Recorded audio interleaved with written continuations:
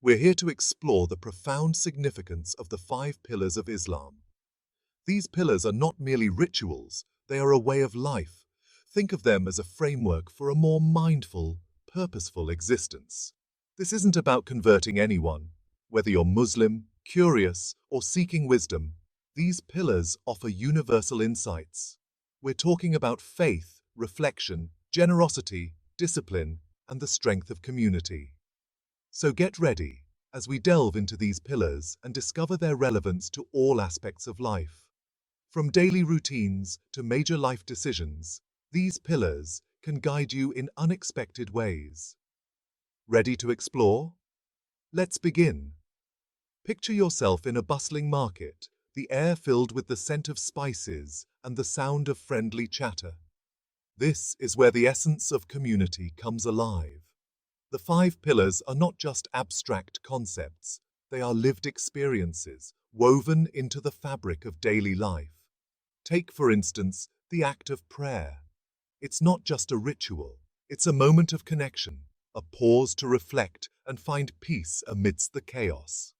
Reflection, too, is a pillar that encourages us to look inward, to understand our thoughts and actions, and to strive for personal growth. Generosity is another pillar, reminding us that our actions can make a difference. Whether it's giving to charity or simply being kind, these acts ripple out, creating a more compassionate world. Discipline, often seen as a challenge, is actually a pathway to freedom. It helps us build habits that lead to a healthier, more balanced life. And then there's the power of community. It's about coming together, supporting each other, and building a sense of belonging. These pillars are not just for Muslims. They offer insights and practices that anyone can incorporate into their lives.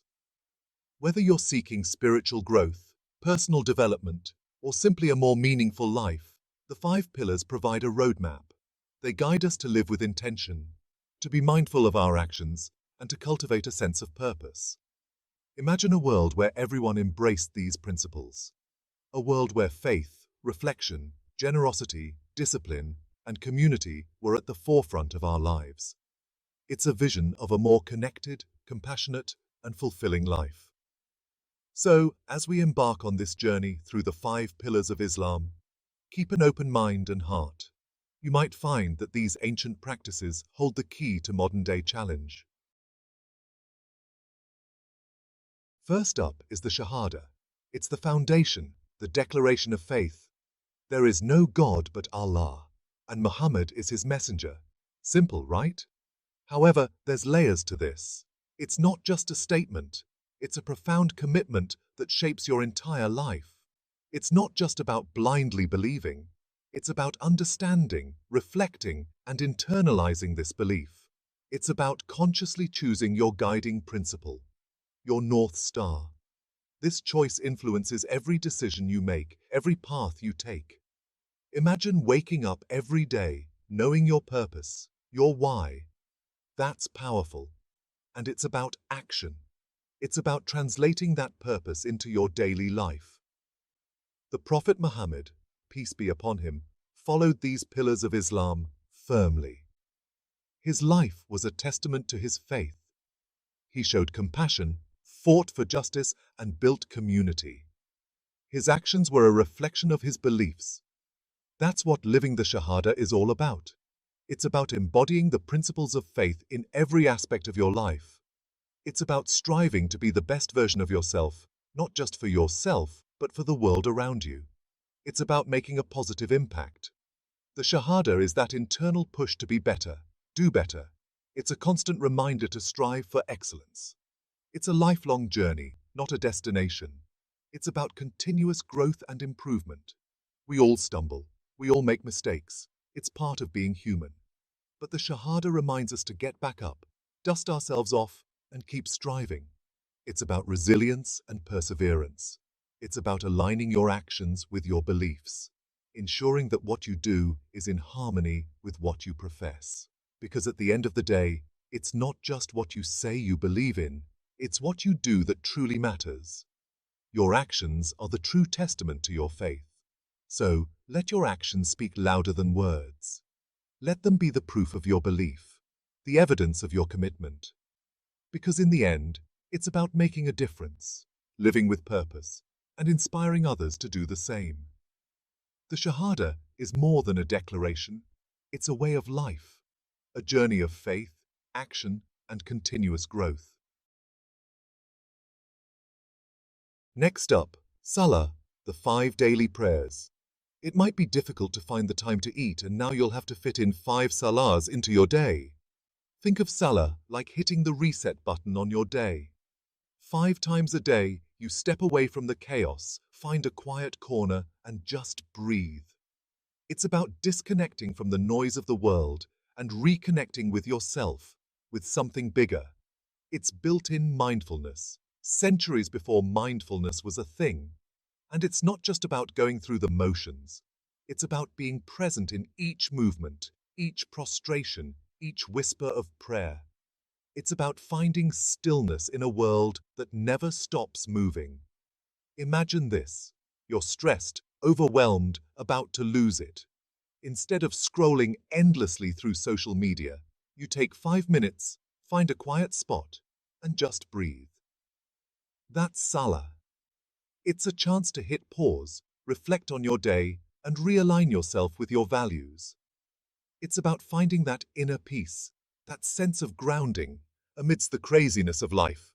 And trust me, we could all use a little bit of that. Chapter 3. Zakat. Generosity that goes beyond the dollar sign. Now, let's talk about zakat, the giving of alms. This is one of the 5 pillars of Islam, a fundamental practice that emphasizes the importance of charity and social welfare. This isn't just about throwing money at a problem and calling it a day. It's a deeply rooted tradition that encourages us to look beyond our own needs and consider the well-being of others. It's about social responsibility, about recognizing that we're all connected and that our individual actions have ripple effects. When we give, we not only help those in need, but also strengthen the fabric of our communities. Imagine a world where everyone who could afford it gave a small portion of their wealth to those less fortunate. The impact would be monumental, creating a more equitable and compassionate society. We're not talking about becoming Mother Teresa overnight, but about cultivating a spirit of generosity, of empathy. It's about making small, consistent efforts that collectively lead to significant change. Zakat is about recognizing that the things we accumulate, the wealth we possess, isn't just ours. It's a trust, a responsibility that we hold for the benefit of the wider community. It's a trust, a responsibility, and with that responsibility comes the opportunity to make a real difference in the lives of others. It's about using our resources wisely and compassionately. And with that responsibility comes the opportunity to make a real difference in the lives of others. Whether it's building homes, planting trees, or simply offering a helping hand, every act of kindness counts. It's about breaking down the barriers of us and them and recognizing our shared humanity. When we give, we bridge gaps and foster a sense of unity and understanding. Because at the end of the day, we're all in this together. Our differences should not divide us, but rather enrich our collective experience. And it's not just about money. It's about giving your time, your skills, your resources, however big or small, to make the world a little bit brighter. Volunteering, teaching, crafting for charity. These are all forms of zakat. It's about giving your time, your skills, your resources, however big or small, to make the world a little bit brighter. Every contribution, no matter how small, adds up to create a significant impact. So the next time you see someone in need, don't just look away. Take a moment to consider how you can help. It could be as simple as sharing a meal or offering a kind word. Ask yourself, what can I do, even in a small way, to make a difference? That's zakat in action. It's about being mindful of the needs around us and taking steps, however small, to address them. When we all contribute, we create a world where everyone has the opportunity to thrive. This is the essence of zakat. Generosity that goes beyond the dollar sign, touching hearts and changing lives. Chapter 4. Sawm. Fasting for the soul, not just the gram. Fasting. It's a practice that's been around for centuries. From ancient civilizations to modern times, fasting has been a way to cleanse the body and soul. And during Ramadan, Muslims around the world abstain from food and drink from dawn till dusk. This isn't just a physical challenge, but a spiritual journey that brings them closer to their faith. Now, before you picture yourself starving and miserable, remember, it's not just about the food. It's about finding peace within, about connecting with a higher purpose. It's about pushing past your limits, testing your willpower, and coming out stronger on the other side. Just like an athlete trains their body, fasting trains the mind and spirit. It's about shifting your focus from material desires to something deeper, something more meaningful.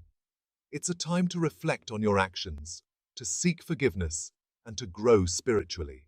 It's about empathy, about feeling what it's like to be without, to be hungry, to be thirsty. And it's about gratitude.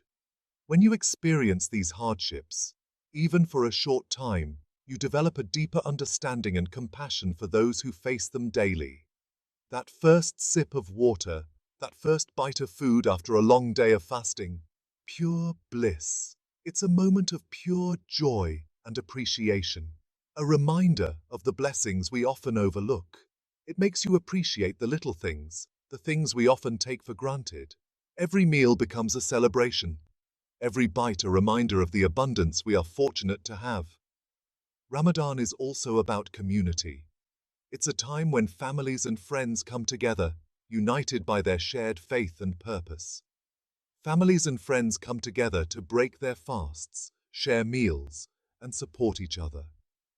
It's a time of togetherness, of building and strengthening bonds. It's a beautiful reminder that we're stronger together. In a world that often feels divided, Ramadan brings people closer, fostering a sense of unity and belonging. So even if you're not fasting, take a moment to reflect on your own relationship with food, with consumption, with gratitude. Consider the impact of your choices and how you can cultivate a more mindful and appreciative approach to life. You might be surprised at what you discover. Fasting, in its essence, is a journey of self-discovery, a path to greater awareness and understanding. Embrace the lessons it offers, and let them guide you towards a more fulfilling and compassionate life. Chapter 5. Hajj. A journey of a lifetime, a lesson for all time. And finally, we arrive at Hajj, the pilgrimage to Mecca. This is the big one, the journey of a lifetime for millions of Muslims. Imagine this. People from every corner of the globe, from all walks of life, all wearing the same simple white garments, standing shoulder to shoulder, united in prayer. It's a powerful symbol of unity, of equality, of our shared humanity. Hajj is about stripping away the superficial, the titles, the possessions, and standing before God as equals. It's a humbling experience, a reminder that in the grand scheme of things, we're all just passing through. It's a journey of self-discovery, of confronting your flaws, of seeking forgiveness, and of returning home transformed. And even if you never get the chance to make the pilgrimage yourself, the lessons of Hajj are universal. It's about recognizing the interconnectedness of humanity, about breaking down barriers, and about striving for something bigger than ourselves. Outro. The 5 pillars, more than just rituals. So there you have it, the 5 pillars of Islam. They're not just about rituals or rules, they're about cultivating a deeper connection with yourself, with your community, and with something bigger than yourself. They're about finding meaning and purpose in a world that often feels chaotic and uncertain. And they're about striving to be better, do better, and leave the world a little bit brighter than we found it. So whether you're Muslim, just curious, or simply looking for some life hacks, I hope this video has given you a new perspective on the five pillars and the wisdom they hold.